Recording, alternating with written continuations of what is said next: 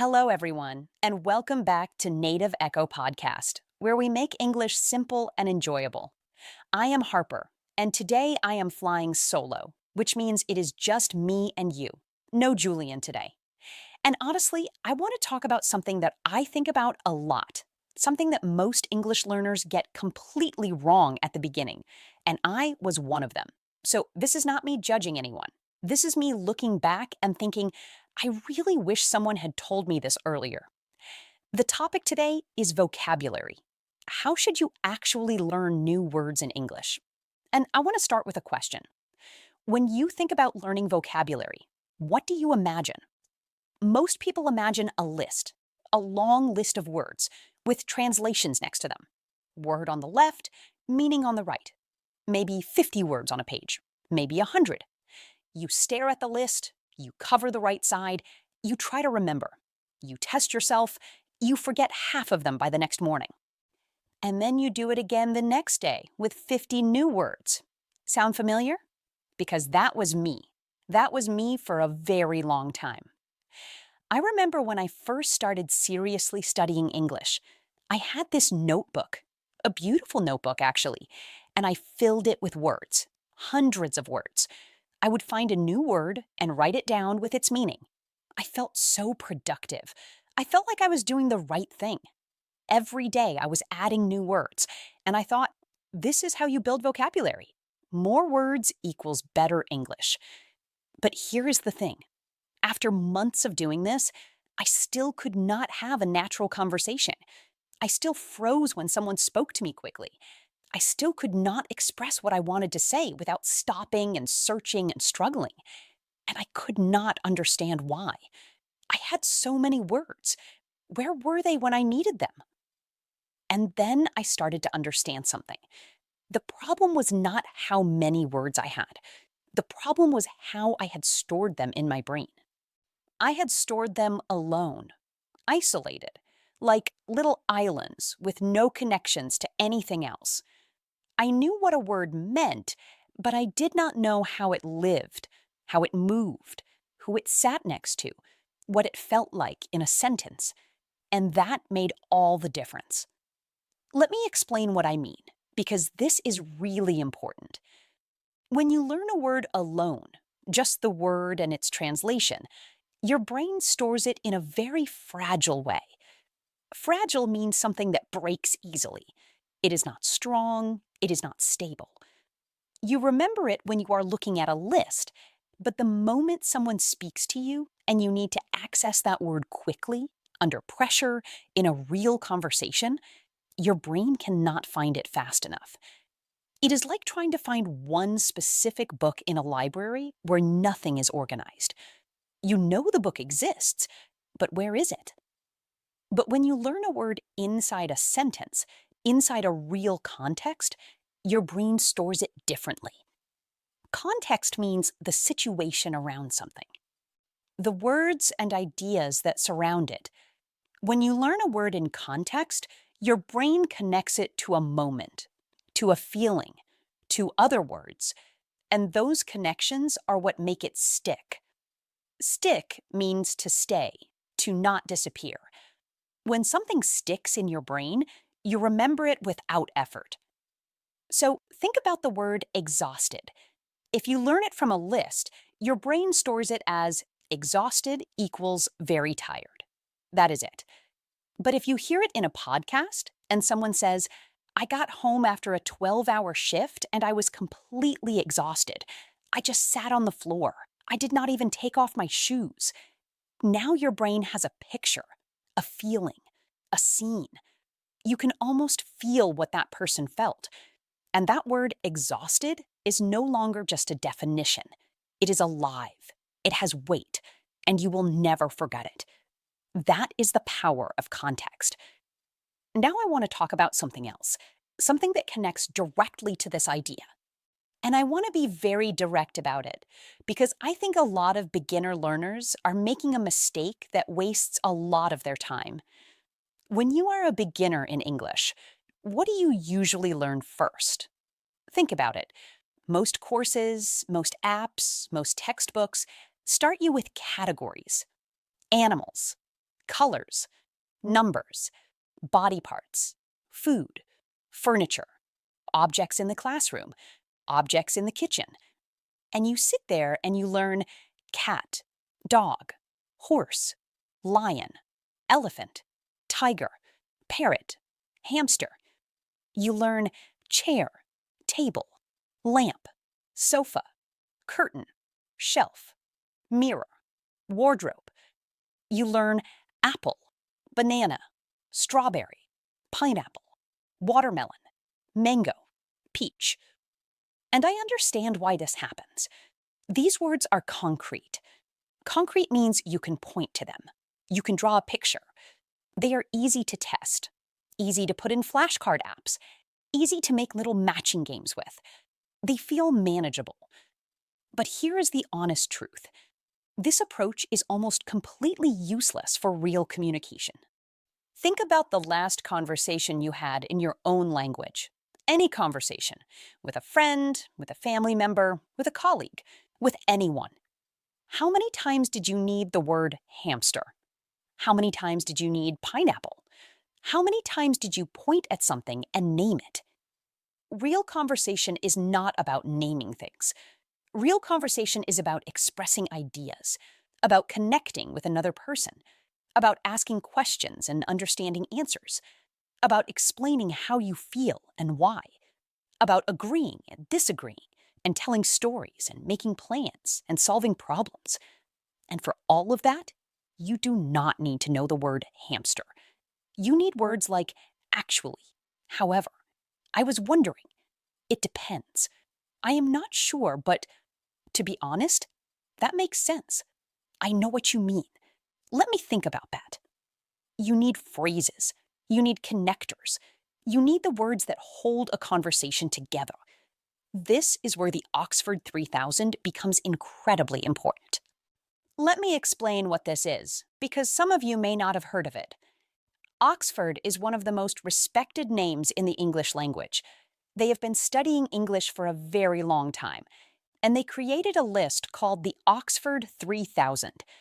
This is a list of the 3,000 most important and most frequently used words in the English language. Frequently means often. These are the words that appear again and again and again in real English, in books, in conversations, in news, in podcasts, in films. 3,000 words that cover the vast majority of everything a person says or reads in everyday life. Vast means very large. The vast majority means almost all of it. If you know these 3,000 words well, not perfectly, not from a list, but really well, in context, with examples, you can understand around 90% of general English. Think about that. 90%. That is not a small number. That is almost everything. And there is also something called the Oxford 750. This is an even smaller, more focused list. These are the 750 most essential words, the absolute core, the words without which you simply cannot function in English. Words like make, take, go, come, get, put, keep, give, know, think, say, see, look, want, need, feel, come back to, find out, work out. These are not glamorous words. Glamorous means exciting and impressive. They do not sound special, but they are the foundation of everything. Foundation means the base that everything else is built on. If your foundation is weak, nothing else you build on top of it will be strong. So here is what I want to say directly. If you are a beginner and you have been spending your energy memorizing the names of furniture and tropical fruits and farm animals, I am not saying you wasted your time completely, but I am saying that your time and energy could have been used in a much more powerful way. Those hours could have gone into really learning the Oxford 750, into learning how those words work, what they mean in different situations, what words they naturally sit next to. And this brings me to the second big idea of today: chunks. A chunk is a group of words that naturally go together. Not a grammar rule, not a formula, just a combination of words that native speakers use together automatically. Together means without even thinking. For example, make a decision, not do a decision, not take a decision. Make a decision. That is a chunk. You do not need to know why. You just need to know that these words live together. Or look forward to something. I am looking forward to the weekend. I am looking forward to seeing you. Not I am looking ahead to, not I am looking front to, looking forward to. That is the chunk. Or it depends. Can I ask you something? It depends. Is this difficult? It depends. Will you come? It depends. This two-word chunk, it depends, is incredibly useful. And a learner who memorized 2,000 animal names probably does not have this phrase stored naturally in their brain. But a learner who focused on real conversational chunks does. When you learn chunks, something magical happens. You stop translating. And translation is one of the biggest obstacles to fluency. Obstacle means something that is in your way, something that slows you down. When you are translating in your head, you are taking a thought in your language, finding each word in English, putting it together, checking the grammar, then saying it. That is 5 steps. No wonder it feels slow. No wonder you freeze in conversations. But when you have chunks stored in your brain, you are not translating anymore. You are retrieving. Retrieving means going and getting something that is already there. Your brain finds the chunk and uses it directly. That is why some learners sound so much more fluent than others, even with similar grammar knowledge. It is not their grammar. It is their chunks. Let me give you some examples of chunks that are more useful than knowing the word hippopotamus. I was just about to say that. This chunk is gold. It is polite, it is natural, it is conversational. It makes you sound like you know what you are doing. That is actually a good point. You can use this in any conversation. Meeting, class, casual chat, anywhere. I have no idea. Simple, powerful. I have no idea what you are talking about. I have no idea what time it is. I have no idea where she went. To be honest with you, this phrase warms people up to what you are about to say. To be honest with you, I am not sure about this. It sounds natural, it sounds human. What do you mean exactly?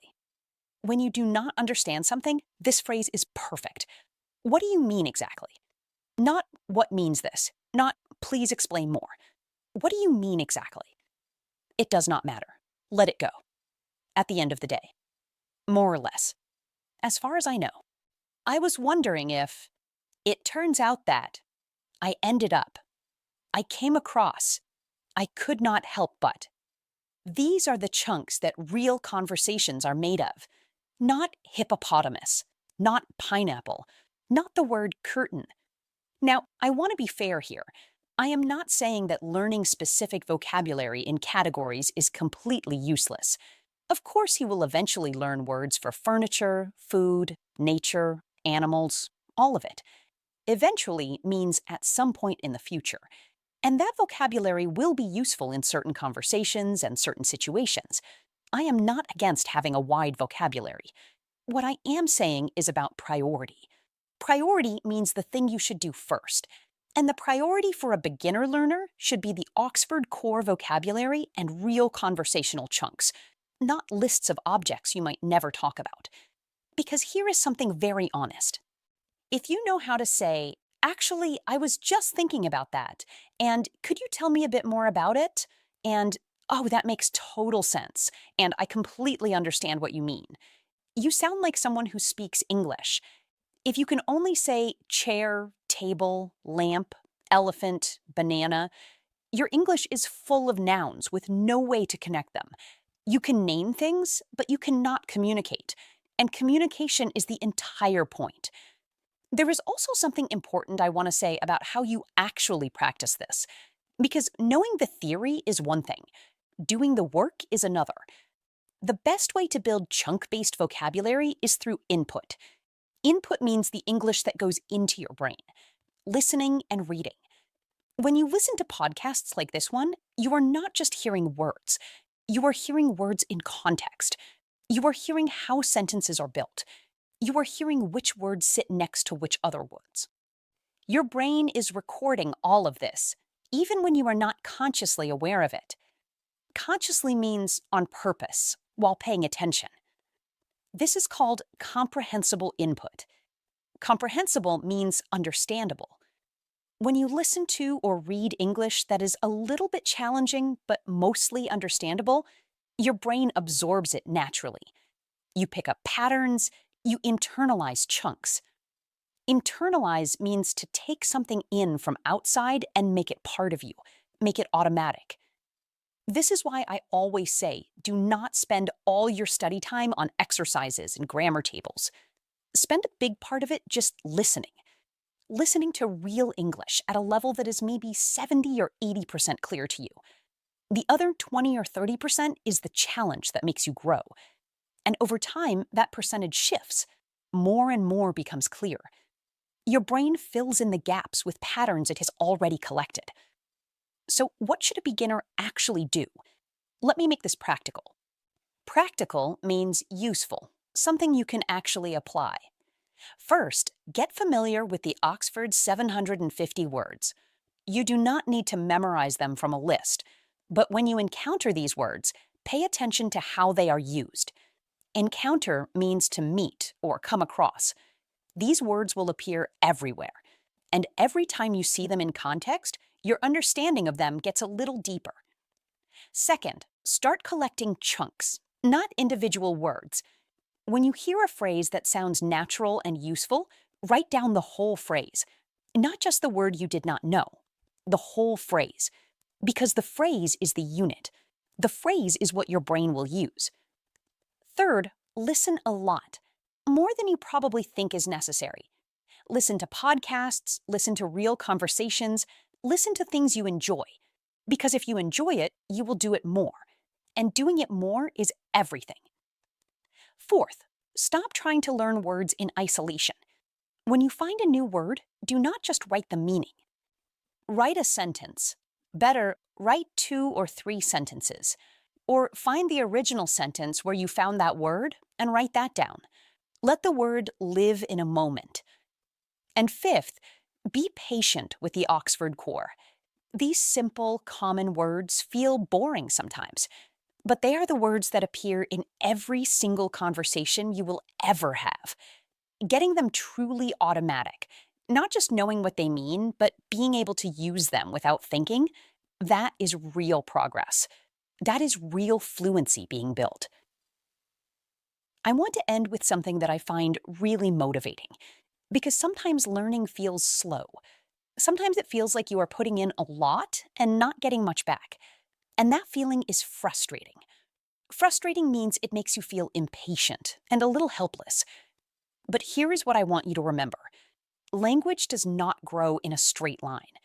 It does not add up the way money in a bank account adds up. It compounds. Compounds means it grows in ways that get bigger and faster over time.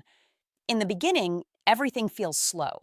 You are planting seeds, you are building the foundation, you are storing chunks and patterns in your brain that feel small now, but are not small at all.